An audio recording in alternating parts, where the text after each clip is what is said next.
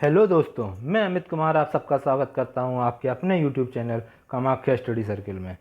दोस्तों, बड़ी दुखद की बात है कि हमने 2 दिनों में 2 कलाकारों को खो दिया। कल इरफान खान का निधन हुआ और आज सुबह ही ऋषि कपूर जी का निधन हो गया, जिनकी आपूर्ति शायद ही कोई बॉलीवुड के अंदर कर सकता होगा। चलिए दोस्तों, हम आगे बढ़ते हैं। दोस्तों, हम आधुनिक भारत का इतिहास पढ़ रहे थे, जिसमें हम यूरोपीय कंपनियों का आगमन हम लोग पढ़ रही थी। उसके अंतर्गत हमने ब्रिटिश ईस्ट इंडिया कंपनी के ऊपर चर्चा चल रही थी हमारी।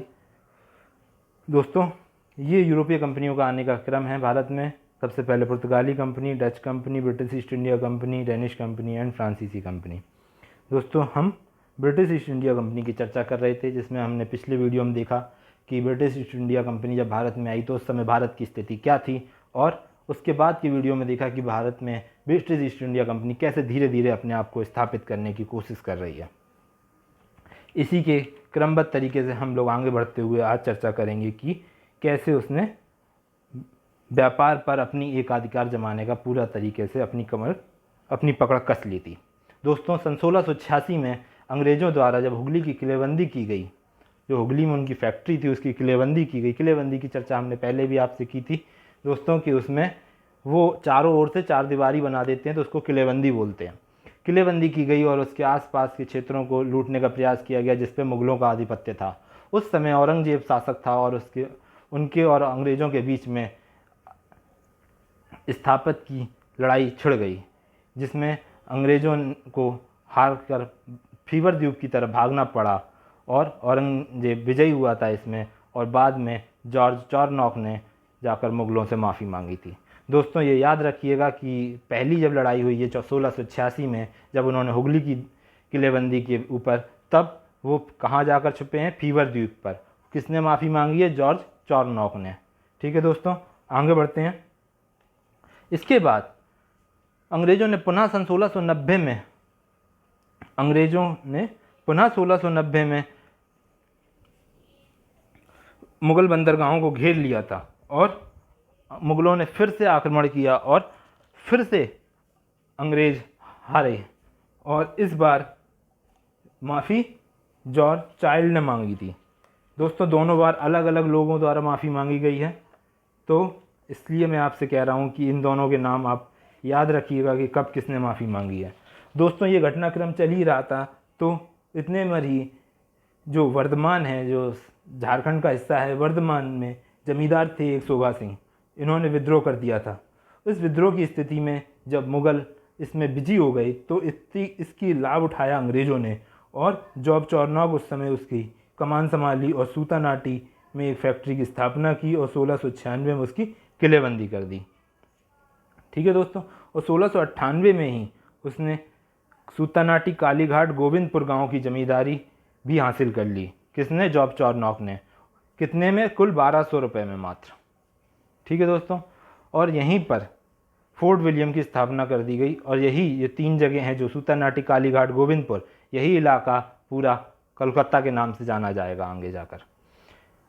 और दोस्तों, जब ये फोर्ट विलियम बनकर तैयार हो गया तो इसका नाम फोर्ट विलियम तृतीय के नाम पर इसका नाम रखा गया था। दोस्तों, ये भी पूछ लिया जाता है कि विलियम 5 हुए हैं, विलियम 1, 2, 3, 4, 5, तो किसके नाम पर फोर्ट विलियम की स्थापना हुई थी? तो दोस्तों, विलियम तृतीय के नाम पर फोर्ट विलियम की स्थापना की गई थी।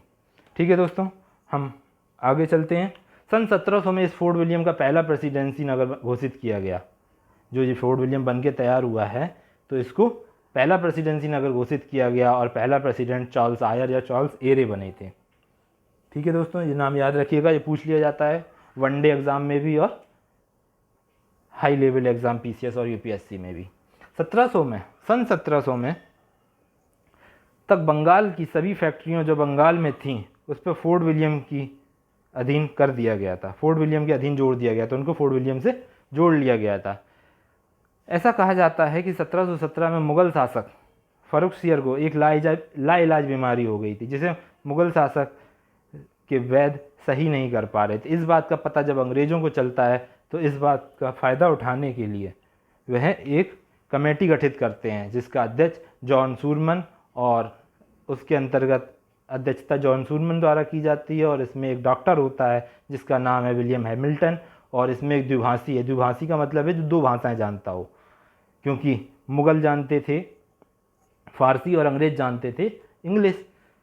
तो आपको याद होगा कि जब विलियम हॉकिंस आया है तो उसको इसीलिए भेजा गया था क्योंकि वो फ़ारसी भाषा जानता था। तो इसीलिए एक द्विभाषी व्यक्ति भी है इसमें, ख्वाजा सेहत के नाम का, और एक सहायक कर्मचारी है जिसको आजकल हम लोग कंपाउंडर के नाम से भी जानते हैं, जो डॉक्टर के पास होता है, उसका नाम है स्टीफेंस।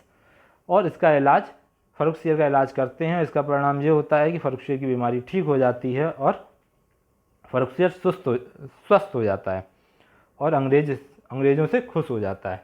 अब खुश होने का परिणाम क्या होगा दोस्तों? वह फ़र्रुखसियर खुश होकर अंग्रेज़ों को बंगाल के अंदर 3000 रुपये में 3000 रुपये वार्षिक पर वह उनको व्यापार करने की अनुमति दे देता है।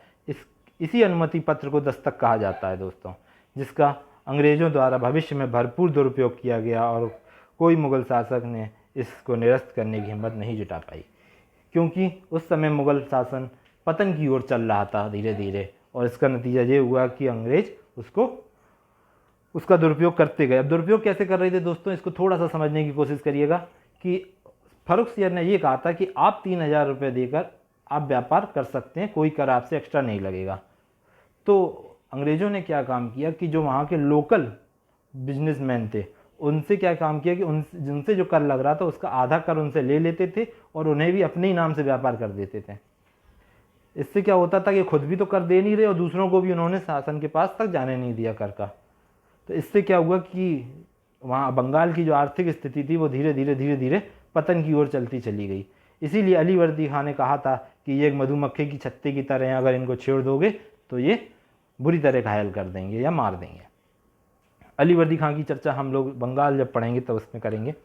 तो दोस्तों इसके बाद ब्रिटिश ईस्ट इंडिया ने कंपनी का पुर्तगालियों के बीच में भी एक संघर्ष होता है। इसमें क्या संघर्ष है उसके ऊपर हम लोग एक चर्चा करते हैं।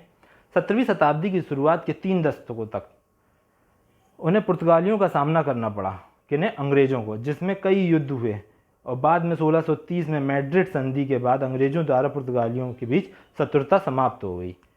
यानी कि 1630 साल तक, 3 दशक माने कि 30 साल तक अंग्रेज़ों और पुर्तगालियों के बीच। आपको याद होगा कि जब 1608 में जहांगीर ने अंग्रेज़ों को सूरत में अपनी फैक्ट्री स्थापित करने की इजाज़त दी थी तो सबसे पहले पुर्तगालियों ने ही इसका विद्रोह किया था। वहीं से 1612 में जब 2 अंग्रेज़ों द्वारा पुर्तगालियों पर हमला किया गया और उसके बाद में फिर उनके बाद में उसे वो मिल गई थी इजाज़त। ठीक है ना दोस्तों? तो वहीं से ये लड़ाई चलती चली आ रही थी 3 दशकों तक, और इसी का नतीजा होता है कि 1630 में मैड्रिड की संधि होती है और जिसमें पुर्तगालियों और अंग्रेज़ों के बीच शत्रुता समाप्त करने की घोषणा की जाती है। लेकिन ऐसा हो नहीं पाता है। उसके बाद भी कई युद्ध होते हैं और 1634 में सूरत में स्थित अंग्रेजी कारखाने के अध्यक्ष और गोवा में पुर्तगालियों के अध्यक्षों द्वारा एक संधि और होती है, जिसमें इस बात के ऊपर संधि की जाती है कि दोनों देश भारत से होने वाले व्यापार के ऊपर वाणिज्य में एक दूसरे की सहायता करेंगे। ठीक है दोस्तों? और अंत में ये होता है कि 1654 में पुर्तगालियों द्वारा पूर्व से अंग्रेज़ों का व्यापार को स्वीकार कर लिया जाता है।